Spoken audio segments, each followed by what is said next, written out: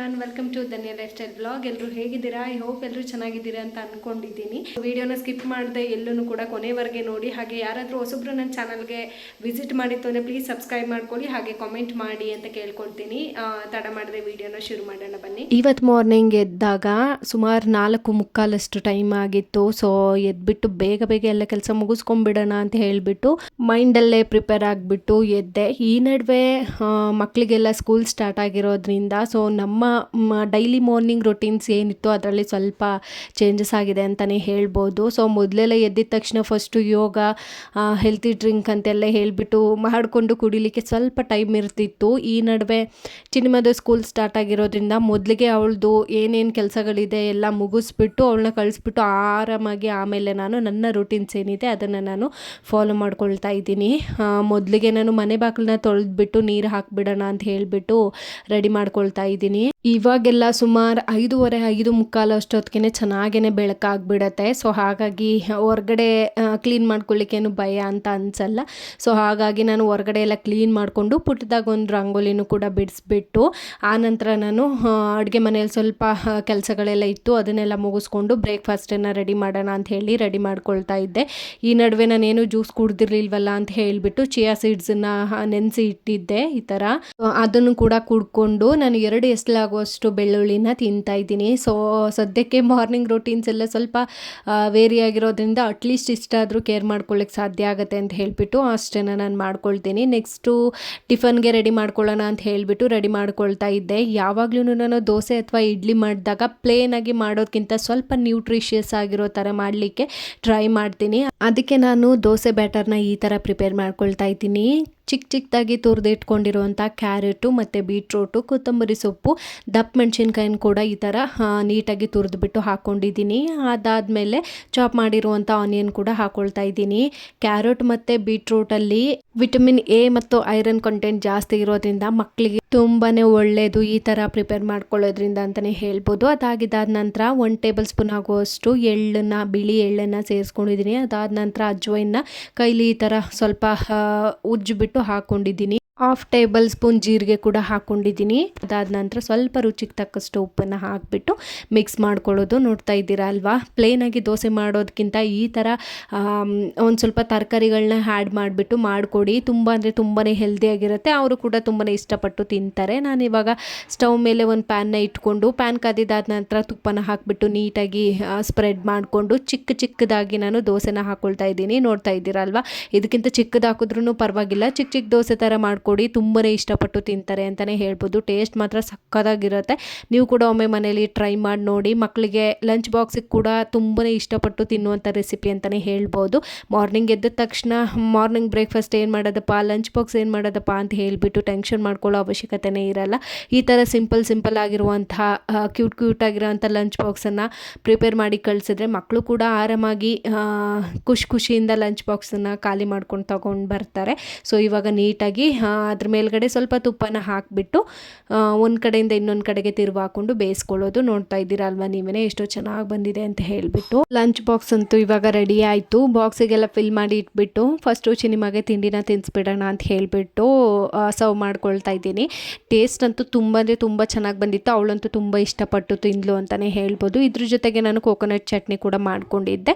ಇನ್ನು ಒಂದು 1/2 ಆ್ಯಪಲ್ ಕೂಡ ಕಟ್ ಮಾಡಿ ಹಾಕೊಂಡಿದ್ದೆ. ಹಾಫ್ ಇಲ್ಲಿ ತಿನ್ನಿಸ್ಬಿಟ್ಟು ಕಳಿಸಿದ್ರೆ ಅಲ್ಲೊಂದು 1/2 ತಿನ್ಕೊಂಡು ಬರ್ತಾಳೆ, ಸರಿ ಹೋಗುತ್ತೆ ಅಂತ ಹೇಳಿಬಿಟ್ಟು ಸೊ ಚಿನಿಮನ ಸ್ಕೂಲಿಗೆಲ್ಲ ಕಳಿಸಿ ನಾನು ಕೂಡ ಸ್ವಲ್ಪ ಹೊತ್ತು ರೆಸ್ಟ್ ಮಾಡಿ ಈವ್ನಿಂಗ್ 3 o'clock ಆದಮೇಲೆ ನಾನು ವ್ಲಾಗ್ನ ಕಂಟಿನ್ಯೂ ಮಾಡ್ತಾ ಇದ್ದೀನಿ.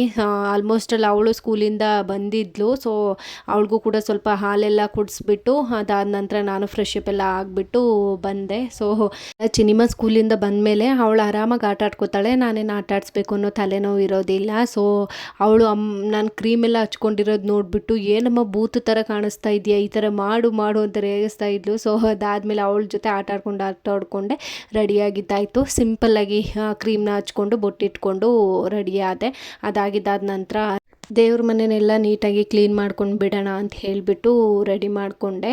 ಸೊ ದೇವ್ರ ಮನೆನ ಸುಮಾರು ದಿನಗಳಿಂದ ಕ್ಲೀನ್ ಮಾಡೋಕ್ಕಾಗಿರಲಿಲ್ಲ. ಸೊ ಹಾಗಾಗಿ ನೀಟಾಗಿ ಪ್ರತಿಯೊಂದನ್ನು ತೆಗೆದು ಇಟ್ಬಿಟ್ಟು ನೀಟಾಗಿ ಕ್ಲೀನ್ ಮಾಡಿಬಿಟ್ಟು ಮೊದಲಿಗೆ ಹೊಸಲು ರಂಗೋಲಿ ಹಾಕಿಬಿಡೋಣ ಅಂತ ಹೇಳಿಬಿಟ್ಟು ಬಂದೆ. ಸೊ ಬೆಳಗ್ಗೆನೇ ಎಲ್ಲನೂ ನೀಟಾಗಿ ಒರೆಸಿ ರಂಗೋಲಿ ಹಾಕಿ ಇಟ್ಟಿದ್ದೆ. ಇನ್ನು ಹೊಸ್ಲಿಗೆ ಮಾತ್ರ ನಾನು ರಂಗೋಲಿಗೆ ಅರಿಶಿನ ಕುಂಕುಮ ಇಟ್ಕೊಬೇಕಿತ್ತು. ಸೊ ಅರಿಶಿನ ಕುಂಕುಮ ಎಲ್ಲ ಇಟ್ಬಿಟ್ಟು ನೀಟಾಗಿ ರಂಗೋಲಿನ ಬಿಡಿಸ್ಕೊಳ್ತಾ ಇದ್ದೀನಿ.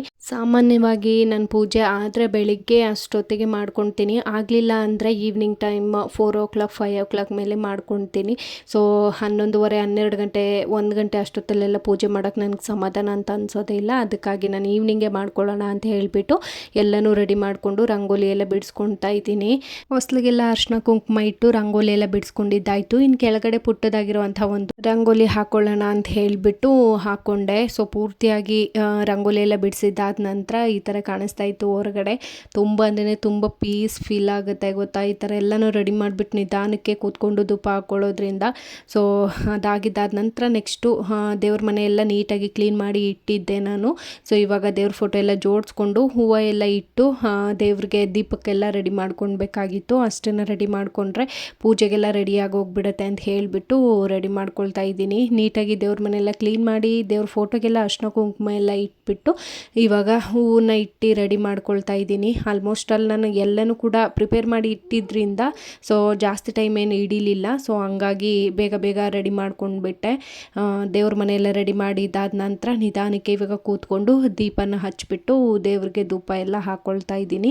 ದೇವರಿಗೆ ದೀಪನ ಹಚ್ಚಿಟ್ಬಿಟ್ಟು ಮೊದಲಿಗೆ ನಾನು ಸಾಂಬ್ರಾಣಿನ ಹಚ್ಬಿಟ್ಟು ಇಡ್ತಾ ಇದ್ದೀನಿ. ಅದ್ರದ್ದು ಸ್ಮೆಲ್ಗೆ ಒಂಥರ ಪಾಸಿಟಿವ್ ವೈಬ್ ಬರುತ್ತೆ ಪೂಜೆ ಮಾಡಲಿಕ್ಕೆ ಅಂತಲೇ ಹೇಳ್ಬೋದು. ಅದಕ್ಕೆ ನಾನು ಮೊದಲು ಅದನ್ನು ಹಚ್ಚಿ ಇಟ್ಬಿಟ್ಟು ಆಮೇಲೆ ಪೂಜೆನ ಮಾಡ್ಕೊಳ್ತಾ ಇದ್ದೀನಿ. ಇನ್ನು ಒಳಗಡೆ ಎಲ್ಲ ಪೂಜೆ ಮಾಡಿದ್ದಾದ ನಂತರ ನಾನು ಹೊರಗಡೆನೂ ಕೂಡ ಪೂಜೆ ಮಾಡ್ಕೊಳ್ತಾ ಇದ್ದೀನಿ. ಆಲ್ಮೋಸ್ಟ್ ಅಲ್ಲಿ 6:30 ಅಷ್ಟೊತ್ತು ಟೈಮ್ ಆಗಿತ್ತು ಅಂತ ಅನಿಸುತ್ತೆ ಎಲ್ಲ ಕೆಲಸ ಮುಗಿಸ್ಕೊಳ್ಳೋ ಅಷ್ಟೊತ್ತಿಗೆ. ಸೊ ಸ್ವಲ್ಪ ಜಾಸ್ತಿನೇ ಕೆಲಸ ಇತ್ತು ಇವತ್ತು. ಹಾಗಾಗಿ ನಾನು ಸ್ವಲ್ಪ ಲೇಟ್ ಆದರೂ ಪರವಾಗಿಲ್ಲ ನಿಧಾನಕ್ಕೆ ಮುಗಿಸ್ಕೊಳ್ಳೋಣ ಅಂತ ಹೇಳಿಬಿಟ್ಟು ರೆಡಿ ಮಾಡಿಕೊಂಡೆ. ಸೊ ಅದಾಗಿದ್ದಾದ ನಂತರ ಹೊರಗಡೆ ಧೂಪ ದೀಪ ಎಲ್ಲನೂ ಹಾಕ್ಕೊಂಡ್ಬಿಟ್ಟು ನೆಮ್ಮದಿಯಾಗಿ ನನ್ನ ಪೂಜೆನ ಮುಗಿಸ್ಕೊಂಡೆ. ನಾನು ದೇವ್ರ ಪೂಜೆ ಮಾಡುವಾಗ ಮೇನ್ ಡೋರ್ ಹೊಸ್ತಿಲ ಹತ್ರ ಧೂಪನ ಬೆಳಗಿಸ್ಲಿಕ್ಕೆ ಮರಿಬೇಡಿ. ಸೊ ನಮ್ಮ ಮನೇಲಿರುವಂತಹ ನೆಗೆಟಿವಿಟಿ ಹೊರಗಡೆ ಹೋಗಬೇಕು ಅಂದರೆ ಮನೆ ಒಳಗಡೆ ಧೂಪ ಹಾಕೋದು ತುಂಬಾ ಇಂಪಾರ್ಟೆಂಟ್ ಆಗುತ್ತೆ. ಸೊ ನಾನು ಕೂಡ ನಿಧಾನಕ್ಕೆ ಹೊರಗಡೆ ಎಲ್ಲ ನೀಟಾಗಿ ಧೂಪ ಎಲ್ಲ ಹಾಕಿಬಿಟ್ಟು ಆ ಧೂಪನ ಹೊರಗಡೆನೇ ಇಡ್ತೀನಿ. ನಾನು ಇನ್ನೊಂದು ಧೂಪನ ಹಸ್ಬಿಟ್ಟು ದೇವ್ರ ಮನೇಲಿ ಇಡ್ತೀನಿ. ಪೂಜೆ ಎಲ್ಲ ಮಾಡಿದ್ದಾದ ನಂತರ ದೇವ್ರ ಮನೆ ಈ ಥರ ಕಾಣಿಸ್ತಾ ಇತ್ತು. ಎಷ್ಟು ಚೆನ್ನಾಗಿ ಕಾಣಿಸ್ತಾ ಇದೆ ಅಲ್ವಾ. ನೋಡ್ತಾ ಇದ್ರೇ ಒಂಥರ ಪಾಸಿಟಿವ್ ವೈಬ್ ಬರುತ್ತೆ ಅಂತಲೇ ಹೇಳ್ಬೋದು. ಪೂಜೆ ಆಗಿದ್ದಾದ ನಂತರ ನಾನು ಒಂದು ಚಿಕ್ಕದಾಗಿರೋಂಥ ಒಂದು ಕ್ಲಿಪ್ಪಿಂಗನ್ನು ತೊಗೊಂಡೆ. ತುಂಬ ಚೆನ್ನಾಗಿ ಕಾಣಿಸ್ತಾ ಇತ್ತು ದೇವ್ರ ಮನೆ. ಅದಾಗಿದ್ದಾದ ನಂತರ ಸುಮಾರು ಟೈಮ್ ಆಗಿತ್ತಲ್ಲ, 5:30 6 ಗಂಟೆ ಅಷ್ಟೊತ್ತಾಗಿತ್ತು. ಇವ್ರಿಗೆ ಸ್ವಲ್ಪ ಕಾಫಿ ಮಾಡಿಕೊಡೋಣ, ಆವಾಗಿಂದ ಕೆಲಸ ಮಾಡ್ಕೊಂಡೇ ಇದ್ದೀನಿ ಅಂತ ಹೇಳಿಬಿಟ್ಟು ಅಂದ್ಕೊಳ್ತಿದ್ದೆ. ಅಷ್ಟೊತ್ತಿಗೆ ಅವರು ಕಾಫಿ ಮಾಡು ಅಂತ ಹೇಳಿಬಿಟ್ಟು ಕೂಗಿದ್ರು. ಅದಾದಮೇಲೆ ನಾನು ಚಿನಿಮಾಗೂ ಕೂಡ ಸ್ವಲ್ಪ ತಿನ್ಲಿಕ್ಕೆ ಏನಾದರೂ ಕೊಟ್ಬಿಟ್ಟು ಆಮೇಲೆ ಕಾಫಿ ಮಾಡೋಣ ಅಂತ ಹೇಳಿಬಿಟ್ಟು ರೆಡಿ ಮಾಡಿಕೊಂಡೆ. ಚಿನಿಮಾಗೂ ಕೂಡ ಕೆಲವೊಂದು ಪ್ರಾಡಕ್ಟ್ಗಳು ಕೂಡ ಬಂದಿದ್ದು ಚಿನಿಮಾಗೆ ಅಂತ ಹೇಳಿಬಿಟ್ಟು ಕೆಲವೊಂದು ಡ್ರೆಸ್ಸಸ್ನ ತರಿಸಿದ್ದೆ. ಅದ್ರದ್ದು ಕೂಡ ಓಪನ್ ಮಾಡಿ ರಿವ್ಯೂ ಕೊಡಬೇಕಾಗಿತ್ತು. ಸೊ ಅದಕ್ಕಾಗಿ ಅವಳಿಗೆ ಹಾಕಿದ್ದೆ. ಎಲ್ಲ ಡ್ರೆಸ್ಸಸ್ ಕೂಡ ಅವಳಿಗೆ ತುಂಬಾ ಇಷ್ಟ ಆಯಿತು ಅಂತಲೇ ಹೇಳ್ಬೋದು. ಇದ್ರದ್ದು ಲಿಂಕ್ ಬೇಕಿತ್ತು ಅಂದರೆ ನನ್ನ ಇನ್ಸ್ಟಾಗ್ರಾಮ್ ಅಕೌಂಟಲ್ಲಿ ನಾನು ಹಾಕಿರ್ತೀನಿ, ಖಂಡಿತ ಚೆಕ್ ಮಾಡಿ ನೋಡಿ. ಎರಡೂ ಡ್ರೆಸ್ ಕೂಡ ತುಂಬ ಅಂದರೆ ತುಂಬಾ ಚೆನ್ನಾಗಿತ್ತು ಕ್ವಾಲಿಟಿ. ಇನ್ನು ಈ ವ್ಲಾಗನ್ನು ಕೂಡ ಇಲ್ಲೇ ಎಂಡ್ ಮಾಡ್ತೀನಿ. ಸಿಗ್ತೀನಿ ನೆಕ್ಸ್ಟ್ ವ್ಲಾಗಲ್ಲಿ. ಈ ವ್ಲಾಗ್ ಏನಾದರೂ ನಿಮ್ಗೆ ಇಷ್ಟ ಆಗಿತ್ತು ಅಂದರೆ ಪ್ಲೀಸ್ ಲೈಕ್ ಶೇರ್ ಕಾಮೆಂಟ್ ಮಾಡೋಕ್ಕೆ ಮರಿಬೇಡಿ. ಹಾಗೆ ನನ್ನ ಚಾನಲ್ಗೆ ಯಾರಾದರೂ ಸಬ್ಸ್ಕ್ರೈಬ್ ಆಗಿಲ್ಲ ಅಂದರೆ ಸಬ್ಸ್ಕ್ರೈಬ್ ಮಾಡ್ಕೊಂಡು ನೋಡಿ. ನೆಕ್ಸ್ಟ್ ನೀವು ವ್ಲಾಗ್ಗೋಸ್ಕರ ಕಾಯ್ತಾರಿ. ಟೇಕ್ ಕೇರ್, ಬೈ ಬೈ, ಟಾಟಾ ಎಲ್ಲರಿಗೂ.